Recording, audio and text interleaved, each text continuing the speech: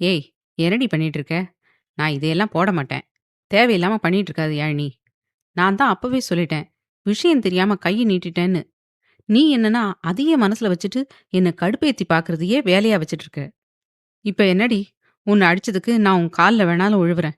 அதுக்காக நான் இதுவரைக்கும் போட்டு பழகாத பேண்ட்ட போடுன்னு சொல்லி முறுக்கிட்டு நிக்காத என்று செழியன் இறுகிய குரலில் சொல்ல, இல்ல, நீங்க போட்டு தான் ஆகணும். நான் உங்கள பேண்ட் சட்டையில பார்க்கணும்னு ஆசைப்படுறேன் என்று யாழி சொல்ல, என்னால முடியாது யாழினி. இதுவரைக்கும் நான் பழகிக்காத உன்ன உன் ஆசைக்காக நான் போட விரும்பல. ஒரு துணிய உடுத்துறதுக்கு கூடவா எனக்கு உரிமை இல்ல? நீ சிட்டியில வளர்ந்த புள்ள தானே. உன் வீட்ல நீ எப்படியெல்லாம் துணி போடுவேன்னு என் அம்மா சொல்லியிருக்காங்க. நீ நம்ம வீட்டுக்கு வந்ததும் புடவைய தவிர வேற எதையும் கட்டினதில்ல. ஆனா நீ எந்த ட்ரெஸ் போட்டாலும் நான் தப்பா எதுவும் சொல்லியிருக்க மாட்டேன். ஏன்னா எனக்கு தெரியும் நீயும் கௌரவமான குடும்பத்துல வளர்ந்த பொண்ணுன்னு. அதனால புடவை கட்டலனாலும் நாகரீகமா துணி உடுத்துவேன்னு நினைச்சேன். நீயும் நம்ம கல்யாணத்துக்கு அன்னைக்கு சுடிதார் தான் போட்டிருந்த. அப்போ உன்னை பத்தி பெருசா எதையும் நான் யோசிச்சதில்ல. ஆனா இப்போ எனக்கு கடுப்பா இருக்குது. ஒரு விஷயத்தையே மனசுல வச்சுட்டு இவ்வளவு தூரம் கடுப்பேத்தி பாக்குற. உன்னோட நான் எப்படி வாழ்க்கை முழுக்க ஒண்ணா இருக்கிறது? புருஷன் பொண்டாட்டின்னா ஒருத்தர் புரிஞ்சுகிட்டு புரிதலோட இருக்கணும். ஆனா நீ என்ன கோவப்படுத்தி பார்க்கணும்னே ஒவ்வொன்னும் பண்ற. நீ எல்லாம் என்னடி பொண்ணு? நான் 6 மணி வரைக்கும் தூங்கியே கிட்டத்தட்ட 20 வருஷத்துக்கு மேல ஆயிடுச்சுடி. உன்னோட இங்க வரேன்னு சொன்னதுக்கு முக்கியமான காரணம் என் சுயநலத்துக்காகவும் உனக்காகவும் சேர்த்து தான். இத்தனை வருஷமா நாயா உழைச்சதுக்கு ஒரு வாரம் நிம்மதியா தூங்கலாம்னு தாண்டி வந்தேன். ஆனா நீ என்ன தூங்க விட்டியாடி? தினம் 4 மணிக்கு எழுப்பி விட்டு தொந்தரவு பண்ற. நீ ஒன்னும் சின்ன குழந்தை இல்ல. நானும் எவ்வளவு தாண்டி பொறுத்து போறது? தயவு செஞ்சு என்ன தொந்தரவு செய்யாத. இல்ல, என்னால அப்படிலாம் இருக்க முடியாதுன்னா சொல்லிடு. நான் ஊருக்காவது போயிடுறேன். இப்படி என்ன சித்திரவதை பண்ணாத. இங்க எனக்கு எந்த வேலையும் இல்ல. கொஞ்ச நேரம் நான் தூங்கினா உனக்கு என்னதான் பிரச்சனை? மனுஷனை நிம்மதியா இருக்க விட மாட்ட போல. ச்சே, போ. அதான் எழுப்பி விட்டுட்டியே. இப்போ உனக்கு அவ்வளவு சந்தோஷமா இருக்கும். மனசெல்லாம் குளு குளுன்னு இருக்குமே என்று எரிச்சலாக மூச்சு விடாமல் பேசினான். யாழி அமைதியாக நின்றிருந்தாலும் அவள் மனதில் பிரளயமே நடந்து கொண்டிருந்தது. உண்மையில் அவனை கடுப்பேத்தி பார்க்க செய்தது அவன் மனதை எப்படி காயப்படுத்தியிருக்கும் என்று இப்போது புரிந்தது. இங்கு வந்ததிலிருந்து அவனை ஒரு நாள் கூட அவள் 8 மணி வரை தூங்கவிட்டது கிடையாது. அவனும் 2 நாள் பொறுத்துதானே போனான். இன்று அவள் அளவுக்கு அதிகமாக, அதுவும் அவன் மதிக்கும் வேட்டிச் சட்டையை தூக்கி எறிந்துவிட்டு பேண்டை எடுத்து வைக்கவும் சரி காண்டாகி அனைத்தையும் கொட்டி தீர்த்து விட்டான். இங்கே நின்னு என்ன வெறுப்பேத்தாம தயவு செஞ்சு போயிடு. நான் கீழே வந்தா கூட வேணும்னே அத பண்ணு, இத பண்ணு, அண்ணன் கூட இங்க போயிட்டு வா, அத வாங்கிட்டு வா, இத வாங்கிட்டு வான்னு சொல்லாத. இங்க எனக்கு எதுவுமே தெரியாது. அதுவும் புரியாத மொழியில பேசுறாங்க. எப்படி நீ மனசாட்சியே இல்லாம என்ன அனுப்பி வச்சு ஃபோன் வாங்கிட்டு வான்னு காசை கொடுக்குற? என்ன பார்த்தா அவ்வளவு இளக்கார மயிராவா இருக்குது? இதுக்கு தான் சிட்டில இருக்க பொண்ண கட்டக்கூடாதுன்னு சொல்றாங்க போல. என்னதான் இருந்தாலும் உங்க பணக்கார புத்திய காட்டிட்டீங்கல்ல. இதுவே என் ஊர்ல யாரையாவது ஒரு பொண்ண கட்டியிருந்தா, இந்நேரம் நான் இங்க வந்து அசிங்கப்படணும்னு அவசியமே இல்லடி.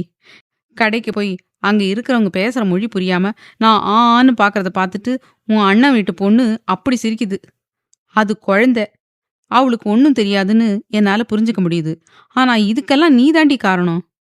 தயவு செஞ்சு என்ன பிடிக்கலன்னு கூட சொல்லிடு. நான் பஞ்சாயத்துல பேசி சூதனமா அத்து விட்டுறேன். தயவு செஞ்சு என்ன அசிங்கப்படுத்தாத.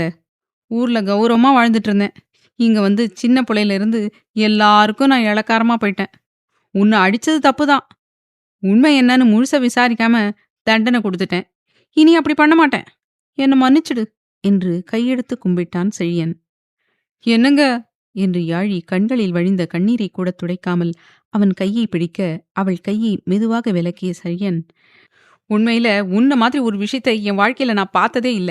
உன்னை கல்யாணம் பண்ணினதுக்கு அப்புறம் தான் என் வீட்லயும் சரி, இங்க வந்ததுக்கு அப்புறமும் சரி, யாருமே என்ன கால் தூசிக்கு மதிக்கிறது கிடையாது. உன்னை அடிச்சதுக்கு மன்னிப்பு கேட்டுட்டேன். மன்னிக்க முடியலன்னு சொல்லு, கால்ல கூட விழுவுறேன். அதுக்காக என்ன அசிங்கப்படுத்தாத என்று கோபமாக சொல்லிவிட்டு அவள் தூக்கி எறிந்த வேட்டிச் சட்டையை எடுத்துக்கொண்டு குளியல் அறைக்குள் நுழைந்து கொண்டான். யாழி அப்படியே அமர்ந்து விட்டாள். அவன் ஒவ்வொன்றாக சொல்லிக் காட்டவும் தான் அவன் எத்தனை பெரிய வலியை அனுபவித்திருக்கிறான் என்று அவளுக்கு புரிந்தது. அவன் சொன்ன விஷயம் கம்மி, யாழி சொல்லிக் காட்டியது அதிகமே. அவன் அதையெல்லாம் சொல்லி அவளை மேலும் காயப்படுத்த விரும்பாமல்தான் டீசென்டாக சொல்லிவிட்டு சென்று விட்டான். இரவு 9 மணியைப் போல சக்தி, தீக்ஷண்யா இருவரும் கீதா வீட்டிற்கு வந்தனர்.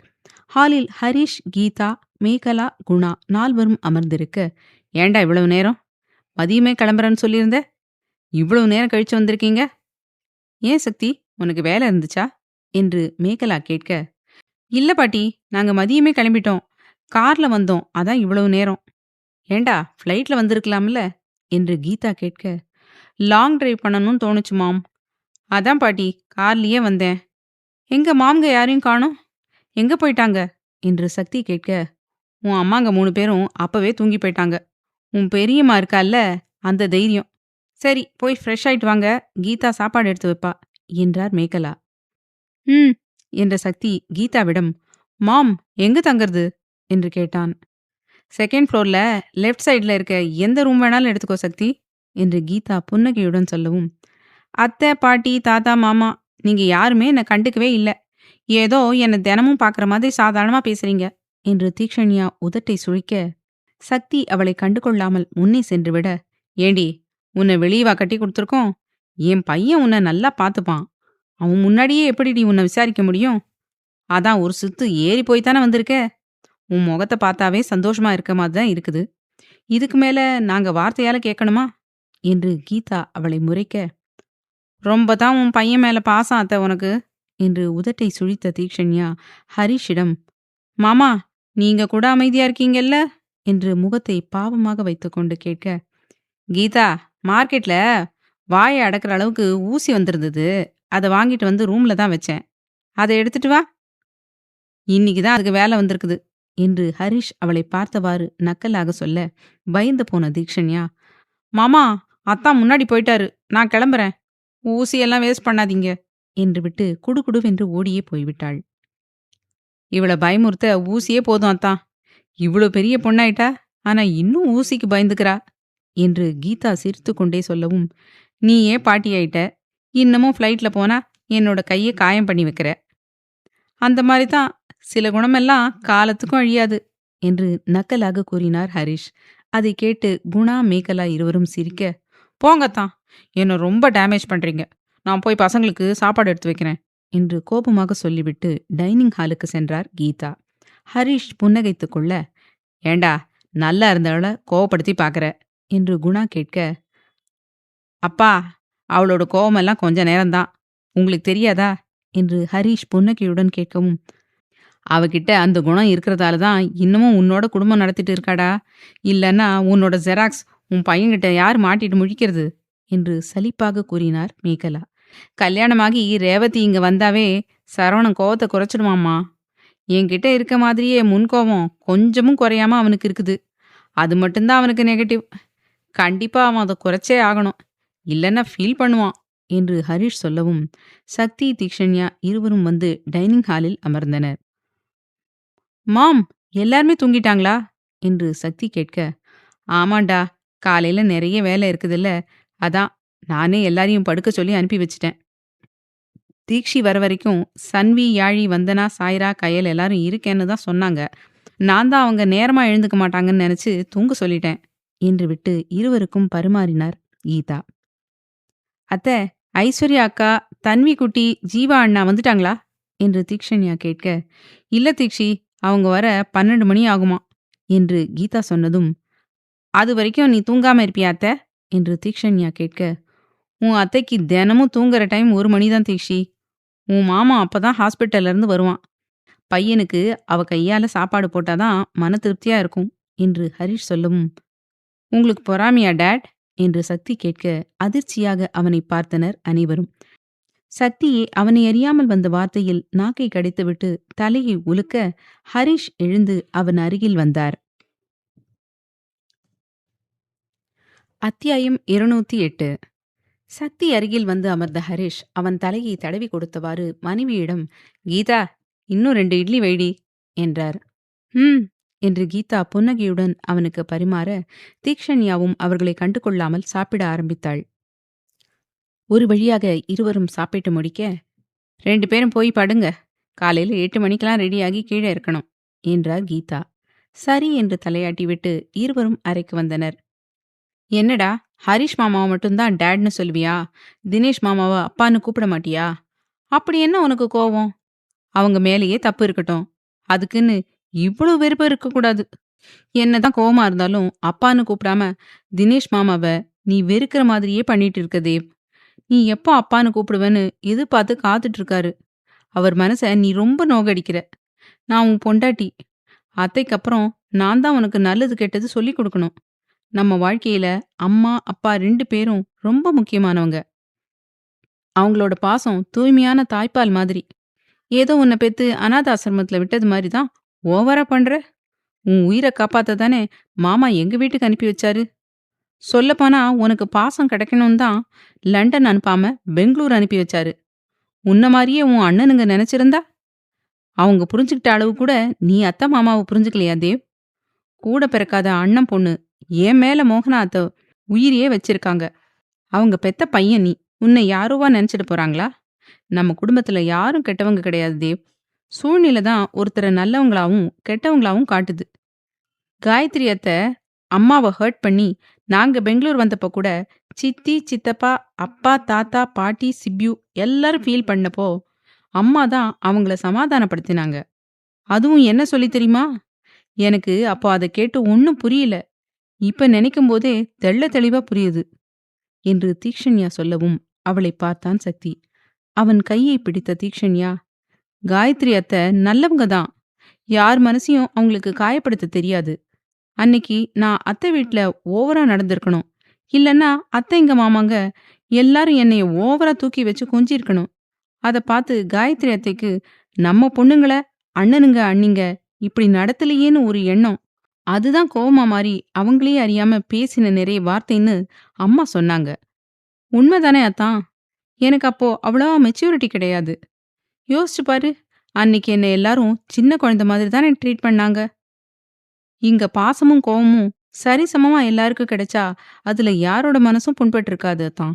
உனக்கு மோகனா அத்தை பாசம் சின்ன வயசுல கிடைக்கல தான். ஆனா உண்மையை சொல்லு, எனக்கு கிடைக்க வேண்டிய பாசத்தை கூட நீ தானே அத்தான் சின்ன வயசுல பறிச்சுக்கிட்ட. அதுக்கு நான் என் அம்மா கிட்ட கோவப்பட்டு இருக்கேனா? இல்ல அம்மான்னு தான் கூப்பிடாம இருந்திருக்கேனா? நான் உன்னை வீட்டை விட்டு துரத்தினாலும் என் அம்மா அப்பா உன்னை வந்து பார்க்காமலா இருந்தாங்க? கிடையாது. தினமும் உன்னை வந்து பார்ப்பாங்க. அதுவும் என்னை தினமும் திட்டிக்கிட்டே. வாழ்க்கைய அழகானதா நாம தான் தேவ் மாத்திக்கணும். நமக்கு இவ்ளோ பெரிய சொந்தம் இருக்குது. இதே உலகத்துல தான் அம்மா அப்பா கூட இல்லாதவங்க இருக்காங்க. வேற யாரும் வேண்டாம். வந்தனா அக்காவையே எடுத்துக்கோ. என்னதான் நாம பாசம் காட்டினாலும் அவங்க மனசுல நம்ம அம்மா அப்பா இருந்திருக்கலாம்னு சின்னதா ஒரு ஏக்கம் இருக்கும் தான். அத அவங்க வெளியே காட்டிக்காம இருக்கலாம். பட் அதுதான் உண்மை. உன்னை ஹர்ட் பண்ண சொல்லல. ஜஸ்ட் உனக்கு புரிய வைக்க சொல்றேன். எனக்கு நடந்த கல்யாணம் கூட என் அம்மா அவங்க விருப்பப்படித்தானே நடத்தி வச்சாங்க. நமக்கு கல்யாணம் நடந்து 2 வாரம் ஆகுது என் அம்மா கிட்ட பேசி. நான் கடைசியா முருகன் தாத்தா வீட்டுக்கு போகும்போது பேசினது. அப்புறம் தாலி பிரிச்சு கோக்க வந்தப்ப பேசினேன். அவ்வளவுதான். அதுக்கப்புறம் அவங்க எனக்கு கால் பண்ணவே இல்ல. அது எதனால தெரியுமா? நீ அவங்க வளர்ப்பு. நீ என்ன மகாராணி மாதிரி பாத்துப்பேன்னு நம்பிக்கை. இப்ப கூட கீதா அத்தை என்ன சொன்னாங்க தெரியுமா? என் பையன் உன்னை நல்லா வச்சுப்பான். நான் எதுக்கடி உன்னை கண்டுக்கணும்னு. அங்கிருந்து ஒரு சுத்து ஏறித்தானே இங்க வந்திருக்கேன்னு சொன்னாங்க. உன்னை பத்தி யாரும் நினைக்காம இல்லடா. ஆனா நீதான் அதை தப்பா நினைக்கிற. எல்லாராலையும் எல்லாருக்கும் நல்லவங்களா இருக்க முடியாது தேவ். நாம நல்லதே பண்ணினாலும் ஒரு சிலர் நம்மள கெட்டவங்கன்னு நினைச்சிட்டா நாம என்ன பண்ணினாலும் தப்பாதான் தெரியும். அந்த மாதிரி தான் உனக்கு தினேஷ் மாமா பண்ற எல்லாமே இப்ப வரைக்கும் தப்பாதான் தெரியுது. உன் மனசாட்சியை தொட்டு சொல்லுடா. உன்னை ஃபோர்ஸ் பண்ணி அரசியல் படிக்க சொன்னாங்க. நீயும் படிச்சுட்டு வந்து கட்சி ஆரம்பிச்சு இப்ப கல்வித்துறை அமைச்சரா இருக்கிற. உண்மையா உனக்கு இந்த பதவி பிடிக்கல என்று அழுத்தமாக அவனை பார்த்தாள். சக்தி ஆடிப்போய் நின்றான். மனைவியிடம் இவ்வளவு தெளிவான பேச்சு அவன் உண்மையில் எதிர்பார்க்கவில்லை. 3 நிமிடத்தில் சொந்தத்தை பற்றி சொல்லிக் கொடுத்து விட்டாள் என்று மனதில் நினைத்து அவளை மெச்சிக் கொண்டவன் அவள் இடுப்பை சுற்றி கையை போட்டு தன்னோடு சேர்த்து அணைத்த சக்தி, "டீ, நீ என் பொண்டாட்டி தீக்ஷண்யாதானா? இல்ல உனக்குள்ள பேய் ஏதாவது பூந்துக்கிச்சா? ஏன்னா என் பொண்டாட்டிக்கு இவ்வளவு அறிவெல்லாம் கிடையாது" என்று நக்கலாக கூறினான் சக்தி. அவனை வெறி கொண்டு முறைத்து பார்த்த தீக்ஷண்யா, "நான் மூச்சு முட்ட பேசுறேன், அதை புரிஞ்சுக்காம பேசிட்டு இருக்க. என் இடுப்புல இருந்து கையை எடுறா" என்று எரிச்சலாக கூறினாள். அவள் உதட்டில் தன் உதட்டை ஒட்டி எடுத்துவிட்டு பிரிந்த சக்தி, "என்னடி ரொம்ப துள்ற? நீ சொன்னதை நான் அலட்சியம் பண்ணி பேசின மாதிரி பிஹேவ் பண்ற? பொறுமையா தானே கேட்டேன். அப்புறம் என்ன சொன்ன? உன் பாசத்த நான் பறிச்சுக்கிட்டேனா? ஆமாண்டி, உன் பாசத்த நான் பறிச்சுக்கிட்டேன் தான். எனக்கு ஒன்றும் அது தப்பா தோணல. என் அத்தையம்மா என் மேல பாசம் காட்டுறாங்க. இனிமேலையும் காட்டுவாங்க. அதுவும் உன்னை விட அதிகமா என்று எகத்தாளமாக கூறினான். உதட்டை சுழித்து அவனை பார்த்த தீக்ஷண்யா, டேய், இடுப்புல இருந்து கையெடு. நான் நாளைக்கு நேரமா எந்திரிக்கணும். அத்தை சொல்லித்தானே அனுப்பினாங்க. என்னை விடுறா என்று நெளிந்தாள். முடியாதுடி, ஐ நீட் யூ என்று சக்தி திமிராகச் சொல்லவும் அதிர்ந்து அவனை பார்த்த தீக்ஷண்யா, தேவ், நீ என்ன சைக்கோவா? என்னால முடியாது. கார்லயே 3 முறை பண்ணி என்ன நோகடிச்சிட்ட. இதுக்கப்புறம் 10 நாளைக்கு என்கிட்டயே நீ வரக்கூடாது என்று தீக்ஷண்யா பல்லை கடித்து கொண்டு சொல்ல, அதுக்கெல்லாம் வாய்ப்பே இல்ல செல்லம். மினிமம் 2 டேஸ் தள்ளி இருக்கிறதே அதிசயம்தான் என்று தாடியை தடவியபடி கூறினான் சக்தி. போடா நீ என்று அவனை தள்ளிவிட்டு ஓடிச் சென்று கட்டிலில் படுத்துக் கொண்டாள் தீக்ஷண்யா. உதட்டுக்குள் புன்னகைத்த சக்தி அவள் அருகில் வந்து படுத்தவன் அவளை தூக்கி மேலே போட்டுக்கொண்டு, ஏண்டி, அவ்வளோ பயமா? அது எப்படி? ஒன்னா இருக்கும்போது என்ன பண்ணாலும் தாங்கிக்கிற, ஆனா நான் ஆரம்பிச்சா மட்டும் சைக்கோ விடுன்னு சீன் போடுற. உண்மையை சொல்லு, உனக்கே என்னோட இருக்கணும்னு ஆசை இருக்குது தானே என்று அவளை அழுத்தமாக பார்த்தான் சக்தி. திரு திருவென முழித்து அவனை பார்த்து சிரித்து வைத்த தீக்ஷண்யா, தேவ், அப்படிலாம் இல்லடா. எனக்கு நிஜமாவே டயர்டா இருக்குது. அதுவும் இல்லாம காலையில நேரமா எழுந்திரிக்கணும். அதான் சொன்னேன். எனக்கு நிஜமா இப்ப தூக்கம் வருது. குட் நைட் உம்மா என்று அவன் நெற்றியில் முத்தம் வைத்துவிட்டு அவன் கை சந்தில் இறங்கி கையையும் விட்டு அவன் கழுத்துக்கடியில் முகம் புதைத்து கொண்டாள். என்னம்மா நடிக்கிறா? நான் சும்மா இருந்தாலும் என்னை சொரிஞ்சு விட்டு உசுப்பேத்தி இவளோட உடம்ப இவளே தானே ரணம் பண்ணிக்கிறா. இதுல நான் தான் இவகிட்ட வர மாதிரி பேசுறா. ச்சே, இவ இடுப்பை பார்த்தாவே நான் மிஸ் ஆயிடுறேன். இனிமே கண்ணு இடுப்பு பக்கமே போகக்கூடாது என்று நினைத்து கொண்டே அவளின் இடுப்பைத்தான் இறுக்கி பிடித்துக்கொண்டு கண்ணயர்ந்தான். காலை பொழுது புலர கணவனை இப்போது எழுப்பலாமா வேண்டாமா என்று தீவிர சிந்தனையில் இருந்தாள் யாழி. நேற்று அவன் பேசிவிட்டு படுத்ததுதான். அதன்பின் யாழி அவனை எந்த தொந்தரவும் செய்யவில்லை. வீட்டில் இருப்பவர்களுக்கு இருவரின் செய்கை கூறியது அவர்களுக்குள் ஏதோ பிரச்சனை என்று. இருந்தும் பெரிதாக யாரும் கண்டுகொள்ளவில்லை. அனைவருக்குமே புரிந்தது இருவரின் நடுவில் சென்றால் தனித்து விடப்படுவதுதான் உண்மை என்று. இப்போ இவரை எழுப்பினா எழுந்துப்பாரா இல்ல திட்டுவாரா? ஐயோ, இவனை கடுப்பேத்தி பார்க்கணும்னு நினைச்சது எனக்கே வினையா வந்துடுச்சே என்று சலித்து கொண்ட யாழினி ஒரு முடிவுடன் அவன் தோளை தட்டினாள். செழியன் சட்டென எழுந்து விட்டான். கிராமத்தில் வளர்ந்தவன் அவன். அதிகம் அசந்து தூங்கியது கிடையாது. செழியா என்று ஒரு குரல் கொடுத்தாலே எழுந்து விடுவான். சின்னதாக சத்தம் கேட்டாலும் அவனுக்கு தூக்கம் கலைந்துவிடும். செழியன் மனைவி ஒரு பார்வை பார்த்துவிட்டு மணியை பார்க்க, அது அது லேட்டாயிடுச்சு, அதான் எழுப்பி விட்டேன். போய் குளிச்சுட்டு வரீங்களா என்று யாழி பதட்டமாக சொல்ல, எதுக்கு இப்படி தடுமாறுற?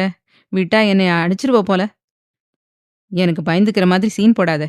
துணியை எடுத்து வை, 10 நிமிஷத்துல வந்துடுறேன் என்று அவளை அழுத்தமாக பார்த்துவிட்டே சென்றான் செழியன். ச்சே, தப்பு என் மேல இருக்கவும் தானே அடக்கி வாசிக்கிறேன். இவன் என்னன்னா என்னையே சீன் போடுறேன்னு சொல்றான். இவன் தான் ஓவரா பண்றான் என்று மனதில் அவனை அர்ச்சனை செய்த யாழி அவனுக்காக ஆடையை எடுத்து வைத்தாள். செழியன் வரவும் யாழி அங்கிருந்து சென்றுவிட அவன் உடை மாற்றிக்கொண்டு ரெடியாகி ஹாலுக்கு வந்தான். ஆண்கள் அனைவருமே ஹாலில்தான் அமர்ந்திருந்தனர். 10 மணிக்குதான் நிச்சயம் என்பதால் 9:30க்கு கிளம்பிவிடலாம் என்றுதான் அனைவரும் 8 மணிக்குள் ரெடியாகி வரச் சொல்லியிருந்தார் கீதா. வாப்பா செழியா, வந்து உட்காரு என்று அகில் புன்னகையுடன் அழைக்க மற்றவர்கள் அவனை பார்த்து சிரிக்க வியான், சக்தி, தினேஷ் மூவரும் எந்த உணர்வுமின்றி அமர்ந்திருந்தனர். அவர்கள் மூவரையும் கவனித்தபடியே சோஃபாவில் வந்து அமர்ந்த செழியன், மாமா என்று தினேஷை அழைக்க, ஆ சொல்லு செழியா என்று நார்மலாகத்தான் பேசினார் தினேஷ். ஆனால் முகத்தில் துளி கூட சிரிப்பு இல்லை. ஒண்ணுமில்ல மாமா என்று செழியன் தலையாட்ட, குற்றமுள்ள நெஞ்சு குறுகுறுக்குமா. நீ கேள்விப்பட்டிருக்கியா அண்ணா என்று வியானை பார்த்து சக்தி கேட்க, வியான் முழிக்க, என்னடா சொல்ற என்று சரவணன் அவனை பார்த்து கேட்க, ஆத்ரேயன், ஜீவா, ராணா, விஸ்வா, உதயா என்று அனைவரும் சக்தியை புரியாமல் பார்த்தனர் என்றால் செழியனுக்கு புரிந்தது அவன் தன்னைத்தான் சொல்கிறான் என்றும் யாழினியை அடித்த விஷயத்தைத்தான் மறைமுகமாக சொல்கிறான் என்றும். அதை நினைத்து மனைவி மேல்தான் அவனுக்கு கோபம் வந்தது. ஒண்ணுமில்ல, சும்மா என்று செழியனை முறைத்து கொண்டே சக்தி சொல்லவும் மற்றவர்களுக்கு புரிந்தது ஏதோ சரியில்லை என்று. தினேஷுக்கு தெளிவாக புரிய மகன் கையை ஆதரவாக பற்றினார். அதை பார்த்து மற்றவர்கள் பதற, தினேஷ் கையை இறுக்கமாக பிடித்துக்கொண்டு தலையசைத்தான் சக்தி.